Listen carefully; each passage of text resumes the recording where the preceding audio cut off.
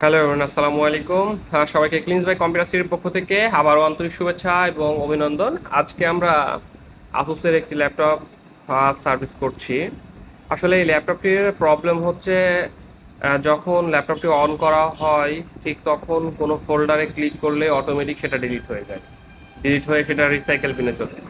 তো যখন এই ধরনের প্রবলেম হবে যে দেখা যাচ্ছে যে আপনি অনাকাঙ্ক্ষিত কারণেই আপনি একটি ফোল্ডারে ক্লিক করেছেন আর অটোমেটিক হচ্ছে যে ফোল্ডারটা ডিলিট হয়ে রিসাইকেল বিনে চলে গেছে।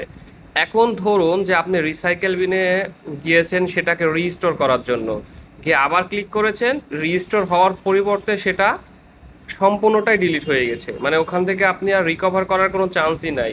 তাহলে আসলে কেমনটা লাগবে আপনার? খুবই গুরুত্বপূর্ণ ফাইল যদি হয় এরকম, তাহলে আসলে এইটা হয় এই যে কিবোর্ডটা দেখছেন ল্যাপটপের, এই ল্যাপটপের কিবোর্ডের প্রবলেম থাকলে হয়, এটা বেশিরভাগ ক্ষেত্রে এই কিবোর্ডের প্রবলেম থাকলে হয়।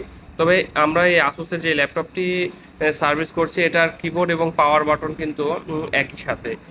তো এইটার যখন এই রকম সমস্যার সম্মুখীন হবেন তখন আপনাকে এই ল্যাপটপটার যে কিবোর্ড রয়েছে এই কিবোর্ডটা লাইনটাকে ডিসকানেক্ট করে দিতে হবে, শুধু পাওয়ার বাটনটাকে রেখে বাকিগুলোকে ডিসকানেক্ট করে দিতে হবে। অথবা আপনি চাইলেই সম্পূর্ণ কিবোর্ডটাও পরিবর্তন করে নিতে পারেন।